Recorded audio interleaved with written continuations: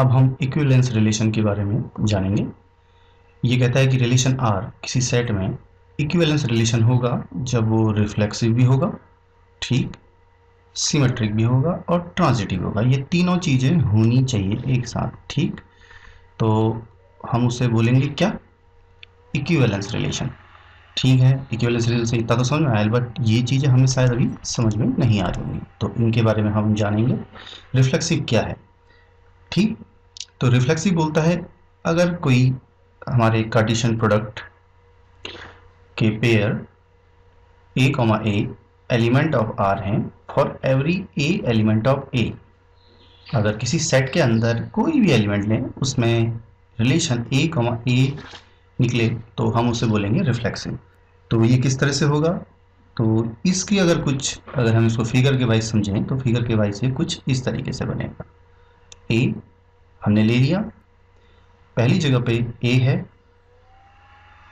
और उसी a की मैपिंग या a का रिलेशन खुद ही अपने से है। अगर इस तरीके से कोई जगह मिलती है तो हम उसे बोलते हैं रिफ्लेक्सिव, ठीक है।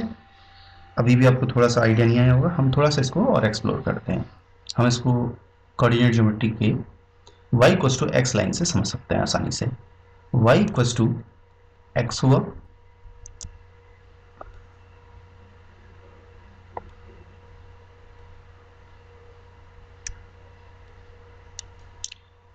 ये लाइन यहां से सीधे ऐसे जाएगी, ये y = x की लाइन को रिप्रेजेंट करेगा। अगर इस जगह पे कोई मार्कअप है 2 तो इससे ऊपर जाते हुए यहाँ पर कट करेगा और कट करने के बाद यहाँ पर भी वही मार्कअप मिलेगा 2। तो ये क्या आया?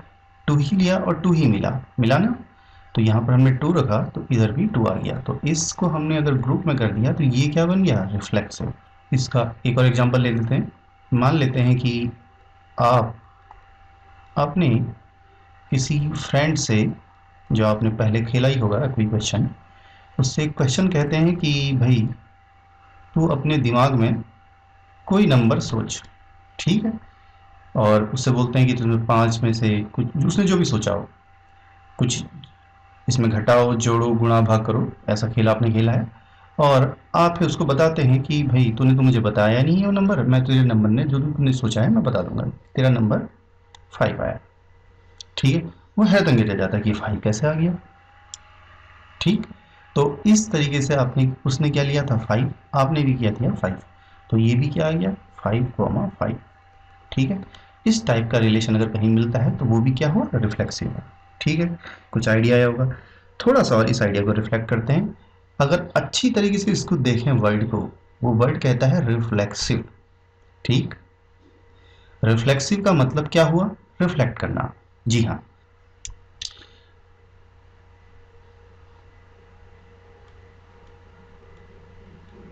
अगर ये कोई मिरर है, इस मिरर के सामने कोई एक ऑब्जेक्ट हो तो वही ऑब्जेक्ट, सेम ऑब्जेक्ट यहाँ दिखता है ना। तो हम सेम डिस्टेंस पे दिखेगा, एग्जैक्ट दिखेगा, रिफ्लेक्ट करेगा। तो शीशे में अपने चेहरा देखते हैं, ऐसे ही दिखता है, ठीक है। तो ये भी एक उसका ही एग्जाम्पल है रियल लाइफ का। तो ये रिफ्लेक्सिव हो गया, ठीक है। तो आपको ये चेहरा दिख जाएगा, ओके, गॉट इट। अब आ जाते हैं सिमेट्रिक रिलेशन में। सिमेट्रिक रिलेशन जो है वो क्या कहता है? अगर किसी सेट में रिलेशन R जो है उसके अंदर एलिमेंट A1 A2 हो और वो ऐसा रिजल्ट दे कि A1 A2 मिलेगा तो A2 A1 मिलेगा। अब आप देख रहे होंगे कि ये इसका ऑर्डर अलग है और इसका ऑर्डर अलग है। ऑर्डर क्या हो गया? चेंज हो गया है, ठीक है, रिवर्स ऑर्डर हो गया है। तो वो भी उसी सेट का क्या होना चाहिए? एलिमेंट होना चाहिए। तो अगर ये बात आ जाती है तो उसको हम बोलेंगे A1 A2, सिमेट्रिक का है इसका मतलब, ठीक। तो अब इसको फिगर के वाइज देखते हैं। हमने क्या लिया? A1 लिया, उसकी मैपिंग कहाँ करी? A2 में, ठीक है। मैपिंग मतलब रिलेशन, यही चीज है। और A1 से A2 में रिलेशन मिला, यही कहना था इसका कार्टेशियन पेयर का मतलब।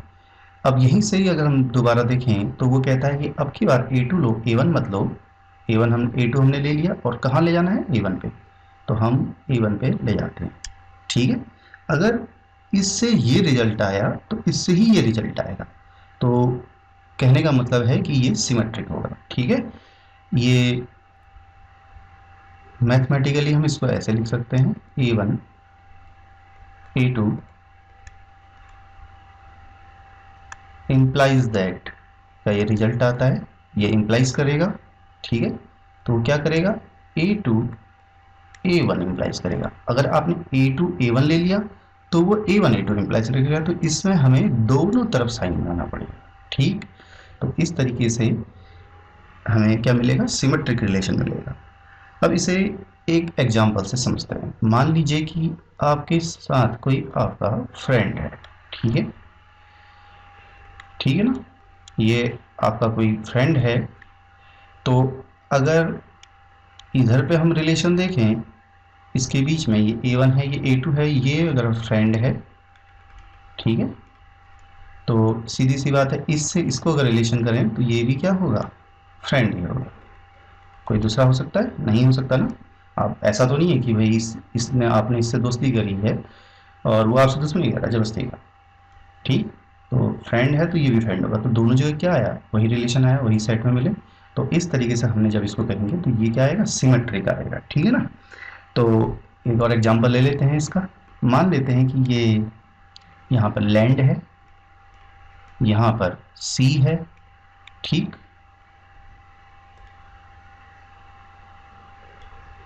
और समुद्र से जो है, आपको पता होगा कि दिन के वक्त हवाएं इधर को चलती हैं और रात के वक्त हवाएं यहाँ से इधर को चलती हैं।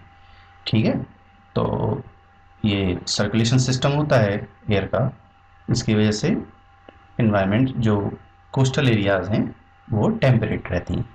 तो दिन के वक्त डे में हमें चलेगा कुछ इधर को और नाइट में कुछ इधर को, तो वापस यहाँ से और इधर के इधर को। तो ये भी रिलेशन किस तरह से आया आपका, सिमेट्रिक रिलेशन। ठीक है, अब इसी को हम एक और एग्जांपल से समझ सकते हैं। जैसे चाइना क्या करता है कि आप देख रहे हैं, आप चाइना भी वर्ल्ड में लीडिंग कंपनी, तो चाइना में क्या, इंजीनियरिंग में एक वर्ड आता है रिवर्स इंजीनियरिंग। ठीक है, रिवर्स इंजीनियरिंग क्या है, रिवर्स इंजीनियरिंग में हम क्या करते हैं कि कोई प्लेन है, मान लिया कोई ये प्लेन है। ठीक, तो उस प्लेन में हमने खरीद लिया, हमको बनाना तो आता नहीं है, तो हम क्या करेंगे, उसको खरीदेंगे, उसको खोलेंगे और उल्टा करेंगे और वापस वैसी चीज़ बना, जैसे उसने क्या करा, किसी कंपनी ने जो बनाया उसको पूरा, कंपनी ने पूरे पुर्जे जोड़े और उसको ये बना दिया, और जिसने लिया उसने इसको खोला, दोबारा इसके पुर्जे बना दिए। ठीक है, तो उसके पार्ट्स बना दिए कुछ इस तरीके से। तो पहले उसने ये प्रोडक्ट बनाया और फिर चाइना ने कुछ इस तरीके से बना दिया। तो चाइना क्या, बहुत सारे वर्ल्ड में कंपनियां, कंट्रीज ऐसी करती हैं, इसको रिवर्स इंजीनियरिंग बोलते हैं। तभी आपने देखा होगा कि चाइना के जो मोबाइल्स हैं वो एप्पल की ही कॉपी करते हुए दिखे, लेकिन अब थोड़ा सा अलग मिले हैं। ठीक, ट्रांजिटिव कॉन्सेप्ट ये कहता है कि अगर A1 A2 कोई रिलेशन R में है और A2 A3 भी उसी रिलेशन R में है, तो ये इम्प्लाइज करेगा कि A1 A3 भी होंगे। क्या कहने का मतलब है इसका, इसका कहने का मतलब है कि A1 की मैपिंग किस में करनी है, A2 में करनी है। ठीक है, और रिलेशन लेना है, मैपिंग मतलब जो बताया था मैंने अभी, A1 की मैपिंग A2 में, तो A1 की मैपिंग हमने किस में कर दी, A2 में कर दी। ठीक, और A2 की मैपिंग किस में करी, फिर A3 में करी। ठीक है, ये अलग चीज़ आ गई यहाँ से। तो इसके बाद वो कहता है कि डेफिनेटली एक A1 A3 भी ऐसा एलिमेंट होगा जो R में मिलेगा। ठीक है, ये जरूर मिलेगा, इम्प्लाइज मतलब इन दोनों की चीज़ों की वजह से, इसकी वजह से और इसकी वजह से हमें ये रिजल्ट मिलेगा। तो वो रिजल्ट क्या होगा, ऐसे आएगा डायरेक्टली। तो ट्रांजिटिव अगर देखें तो कुछ इस तरीके से है, ये डिस्प्लेसमेंट की तरह वर्क कर रहा है। ठीक है, डिस्प्लेसमेंट अगर आपने जैसे हाई स्कूल में 11th में पढ़ा होगा डिस्प्लेसमेंट के बारे में, तो मान लेते हैं कि कोई इधर से यहाँ नैनीताल में आना चाहता है, ठीक है। और रास्ते में उसको हल्द्वानी पड़ रहा है और वो दिल्ली से आएगा। तो दिल्ली से ऐसे आएगा, वो आएगा पहले हल्द्वानी में ट्रेन के जरिए और फिर उसके बाद आएगा नैनीताल। ठीक है। अब हो सकता है वो अपनी गाड़ी से डायरेक्ट भी नैनीताल जा सकता है। ठीक है ना। तो अगर इस तरीके से ये डायरेक्ट जाए और इससे भी वो काम करके उसी साइड में पहुंच रहा है, इससे भी उस साइड में पहुंच रहा है, तो ये अपने आप में क्या होगा, हम कहेंगे कि वो साइड ट्रांजिटिव है। ठीक है। ये डिस्प्लेसमेंट की तरह कुछ वर्क करता है। तो इसके बाद एक और कॉन्सेप्ट इसमें हम और जोड़ें कि ये किस तरीके से दिख रहा है। अगर गौर से देखें तो इस वाले में है A1 A2, ठीक है, और इस वाले में क्या है A2 A3। ठीक। तो वो ये कहता है कि इन दोनों की वजह से, ठीक है, बीच की चीज क्या हो रही है, देख रहे हो आप, देख रहे हैं जब A1 A3 रिजल्ट आ रहा है तो ये बीच का क्या है, दोनों में कॉमन है। दोनों में ध्यान रखिएगा, ये दोनों में कॉमन है। तो वो रिजल्ट ये कहेगा कि A1 A3 आपका इम्प्लाइज करना चाहिए। तो A1 A3 यहाँ पर इम्प्लाइज करेगा। ठीक। ये बात अगर निकल के आ गई तो हम कह देंगे कि वो सेट क्या है, ट्रांजिटिव सेट है। तो ये अभी आगे इसके बाद अगर आपने एनसीईआरटी का चैप्टर 1 क्लास 12th का जो अभी है वो खोला होगा तो उसमें कई जगह पे इस टाइप का रिलेशन मिलेगा, एफ ऑफ जी या फिर जी ऑफ एफ। ठीक है। तो इसको वहाँ पर हम दोबारा देखेंगे, ये चीज़ ध्यान करिएगा, रिकॉल करिएगा। हम चीज़ें इसलिए पढ़ रहे होते हैं कि आगे आती हैं, और अगर आगे कोई चीज़ आ रही है तो उसके लिए पीछे का कनेक्शन जरूरी है। तो ये मिसिंग रहता है तो हमें चीज़ें समझ में नहीं आती। तो कहने की बात क्या आई कि ये इसका आउटपुट है, ये इसका आउटपुट है, तो इसका आउटपुट का ये इनपुट है और ये इस इनपुट का ये आउटपुट है। तो ये बीच की चीज़ गायब हो जाती है। ऐसे ही हमने अगर डिस्प्लेसमेंट में हम पढ़ते हैं ज़्यादातर, तो वो A B plus B C होता है, तो उसमें से इसको गायब कर देते हैं डायरेक्टली और इसको लिख देते हैं ए सी। ठीक है। तो हमने ये सारे कॉन्सेप्ट समझ लिए। तो अब ध्यान रखिएगा जो इसमें इम्पोर्टेंट है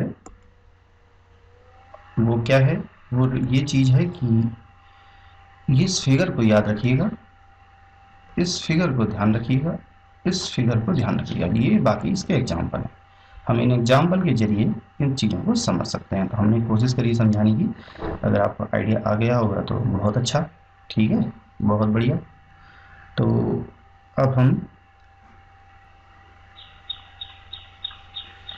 हम आपको कुछ टिप देते हैं। टिप्स में आपने देखा कि ए आर बी आपने पढ़ा, इसको हम इस तरीके से भी लिख सकते हैं, ए आर बी। तो ये जो आर है वो ये सिंबल को नोट कर रहा है। ठीक है, ध्यान रखिएगा। तो रिलेशन में हमने यही तो कर रहे थे, कोई एक सेट यहाँ पर था, कोई सेट यहाँ पर था, यहाँ पर से कोई एक ऑब्जेक्ट को पकड़ा, इसमें से कोई ऑब्जेक्ट को पकड़ा और हमने क्या करा, रिलेट किया। तो ये जो एरो है यही आर है, यही रिलेशन है। ठीक है।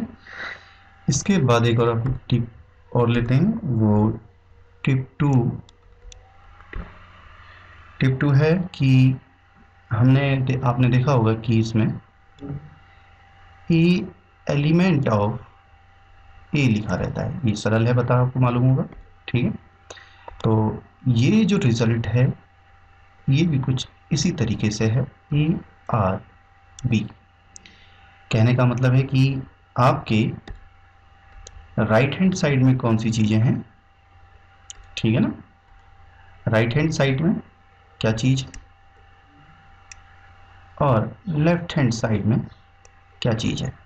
ये एलिमेंट भी हो सकता है, यहाँ पर एलिमेंट है, यहाँ पर एलिमेंट है।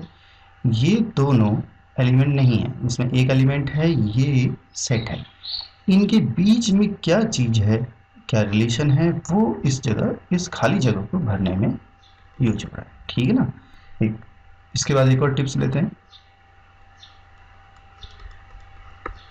टिप 3 आपने पढ़ा होगा कि ए क्रॉस बी कार्टेशियन प्रोडक्ट में, तो ए क्रॉस बी और नीचे हम लिख रहे थे वहाँ पर 3x3। तो ये ध्यान रखिएगा कि इसमें जो ये बीच का ये दिख रहा है, ठीक है, ये मल्टीप्लाई नहीं है, ये ध्यान रखिएगा, ये मल्टीप्लाई कहीं से भी नहीं है, ठीक है। इसका मतलब क्या है, इसका मतलब जस्ट ये है कि ये एक सेट है जिसमें कार्टेशियन पेयर होंगे, ऑर्डर्ड पेयर होंगे, ठीक है। ऑर्डर्ड पेयर होंगे तो उन ऑर्डर्ड पेयर को हम कॉमा रख के दोनों पेयर को लिखेंगे, कॉमा करेंगे और पैरेंथेसिस लगाएंगे और उसके अंदर रख देंगे, तो ये सबसेट दिखाएगा, उन सबसेट का भी सेट। तो कहने की बात यह आई कि A क्रॉस B से हमें वैल्यू चलेंगे, और ये 3x3 बताएगा कि इसके अंदर कितने इस टाइप के एलिमेंट्स आ सकते हैं, कितने सबसेट्स आ सकते हैं, ठीक है ना। तो ये कभी भी इसका मतलब ये नहीं है, इसका मतलब क्या है, जस्ट ये है, ठीक। अब एक और थोड़ी सी टिप देते हैं आपको नेक्स्ट, कि ट्रिवियल रिलेशन आपने पढ़ा, ट्रिवियल रिलेशन क्या है, इसको थोड़ा ईज कर देते हैं। ट्रिवियल रिलेशन कोई नई चीज़ नहीं है, अगर हमें कोई सेट मालूम हो, ओके, सेट पता होगा तो सेट में कोई एलिमेंट होंगे, इस एलिमेंट में ये वेल डिफाइंड होंगे, ठीक है। इस डेफिनेशन के बाहर की बात मैं अगर इस जगह इस रिलेशन में लूँगा तो मुझे कुछ नहीं मिलेगा, ठीक है। और अगर मैं इस डेफिनेशन को ही एग्जैक्टली यहाँ लगा दूँ तो मुझे सारे मिल जाएंगे, तो ये क्या हो जाएगा, यूनिवर्सल सेट हो जाएगा, ठीक है। अगर मैं डेफिनेशन पूरी की पूरी ले रहा हूँ और अगर डेफिनेशन में नहीं ले रहा हूँ तो हमें मिलेगा क्या, 5, और अगर डेफिनेशन में पूरी की पूरी ले लेता हूँ तो क्या मिलेगा, यूनिवर्सल सेट, ठीक है। अगर आपको इस पूरे टॉपिक में कहीं पर कोई डाउट हो तो आप मुझे बताइएगा, हम फिर उसको सॉर्ट आउट करेंगे। Thank you.